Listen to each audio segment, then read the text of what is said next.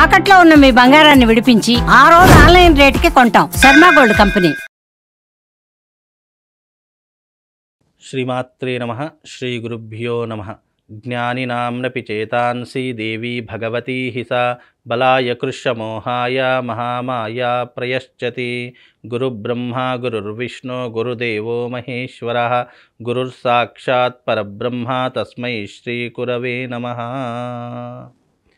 ఈ సంవత్సరము విశ్వవసు నామ సంవత్సరము. ఈ సంవత్సరంలో గోచార ఫలితాలు ఎలా ఉన్నాయి, రాబోయేటటువంటి ఈ విశ్వవసునామ సంవత్సరంలో ప్రతి ఒక్కరి యొక్క గోచార ఫలితాలు, వాళ్ళ యొక్క రాసుల యొక్క వివరాలు ఏ రకంగా ఉంటున్నాయి, లాభ నష్టాలేంటి, సుఖదుఖాలేంటి, అదృష్ట యోగాలేంటి, మీ జాతకంలో గోచార ఫలితాలు అనేటటువంటి ప్రభావాలు ఏ రకంగా మీ మీద ఇంపాక్ట్ చూపిస్తున్నాయి అనేటటువంటి అన్ని విషయాలు ఈ రోజున మనం తెలుసుకుందాము. ఎందుకంటే ప్రతి సంవత్సరము ఉగాది రోజున మనకేంటి అంటే గురువు యొక్క గ్రహము, శనిగ్రహము యొక్క ప్రభావము, తీవ్రమైనటువంటి ప్రభావం మనిషి మీద పడేటటువంటి లక్షణాలు ఎక్కువగా ఉంటూ ఉంటాయి.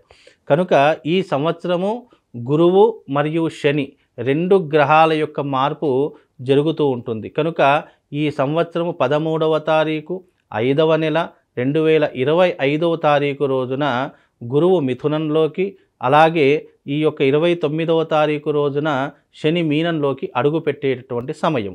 కనుక ఈ యొక్క ద్వాదశ రాశులలో ఏ ఒక్క గ్రహం మార్పు చెందినా కూడా దాని యొక్క ప్రభావం ద్వాదశ రాశులు 12 రాశుల మీద ప్రభావం అనేటటువంటిది సూచిస్తూ ఉంటుంది.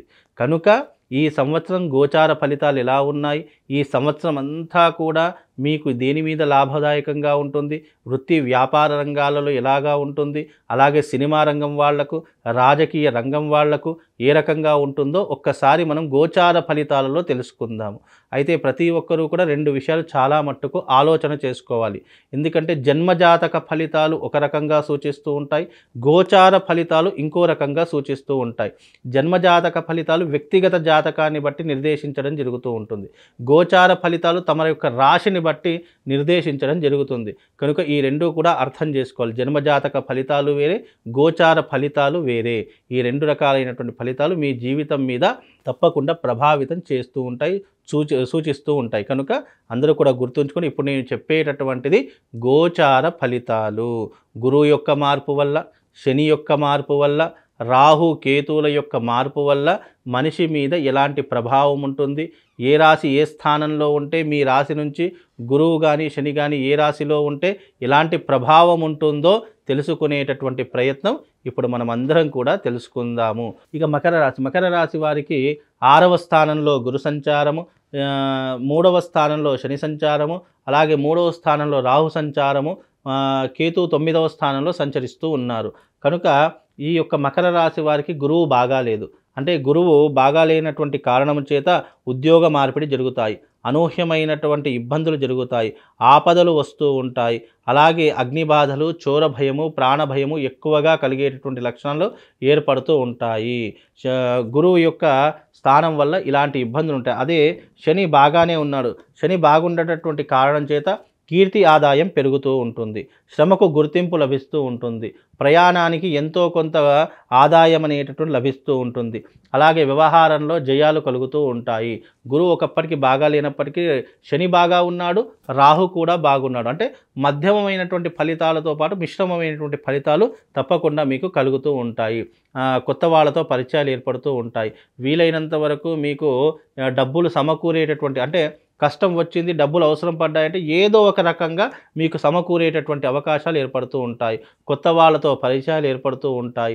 తద్వారా మీకు ఉద్యోగంలో కానీ లేదంటే వృత్తి వ్యాపారాదులలో కానీ ఎంతో కొంత లాభం అనేటటువంటిది ఏర్పడేటటువంటి అవకాశాలు ఉంటూ ఉంటాయి. రాహు కూడా 3వ స్థానంలో ఉండేటటువంటి కారణం చేత ముఖ్యంగా ఏమవుతుంది అంటే సర్వకార్య సిద్ధి జరుగుతుంది, సజ్జనుల యొక్క సాంగత్యం దొరుకుతూ ఉంటుంది, అలాగే మీ యొక్క జీవితంలో అనూహ్యమైనటువంటి ధనప్రాప్తి కలుగుతుంది, ఆరోగ్య సుఖం ఏర్పడుతూ ఉంటుంది. శని రాహులు ఇద్దరు బాగుంటే గనక ఆరోగ్యం బాగుంటుంది, అనూహ్యమైనటువంటి డబ్బులు వచ్చేటటువంటి అవకాశం ఉంటుంది. అంటే అనుకోకుండా అన్ఎక్స్పెక్టెడ్లీ వస్తుంటాయి, మనం ఎక్స్పెక్ట్ చేయము. కానీ కొన్ని సందర్భాల్లో అదృష్టం బాగా ఉంటే ఎక్కడి నుంచైనా మన యొక్క కార్యజయం తప్పకుండా జరుగుతుంది. మనకు జరిగేటటువంటి వృత్తి వ్యాపారాలలో కూడా కొన్నిసార్లు మనకు కార్య విజయం చేకూరుతుంది. అంటే ఇక్కడ మకర రాశి వారికి కొంతవరకు మిశ్రమ ఫలితాలు ఉన్నాయి, గురుబలం లేదు. కాకపోతే మీ జీవితం నడుస్తుంది అన్నట్టు ఒక మోస్తాదులో నడుస్తూ ఉంటుంది. ఇంకా మెరుగైనటువంటి ఫలితాలు కావాలి అని అనుకుంటే గనక తప్పకుండా అరిష్ట నివారణ తంత్ర యాగం చేయించుకోండి. ఈ అరిష్ట నివారణ తంత్రము మార్చి 29వ తారీఖు అమావాస్య రోజున గోదావరి క్షేత్రమందు, బాసర క్షేత్రమందు ఈ యొక్క యాగం నిర్వహిస్తున్నాము. తప్పకుండా ఎవరైతే మకర రాశి వారు ఉన్నారో తప్పకుండా వచ్చి చేయించుకోండి. ఎందుకంటే ఆ రోజున సంపూర్ణమైనటువంటి సూర్యగ్రహణంతో పాటు షష్టగ్రహ కూటమి కూడా ఏర్పడబోతుంది. ఈ గ్రహణం యొక్క ప్రభావం, షష్టగ్రహ కూటమి యొక్క ప్రభావం మీ మీద పడకుండా మీకు సంపూర్ణమైనటువంటి కార్య విజయం కలగాలని కోరుకుంటూ ఆ రోజున అవభృత స్నానము మరియు అరిష్ట నివారణ తంత్రంతో పాటు ఎవరైతే యాగంలో పాల్గొన్నారో ప్రతి ఒక్కరికి ఒక స్ఫటిక శివలింగాన్ని కూడా అందించడం జరుగుతుంది. కాబట్టి తప్పకుండా అందరూ రండి, ఈ యాగంలో పాల్గొనండి. శ్రీమాత్రే నమః. శ్రీ గురుభ్యో నమః.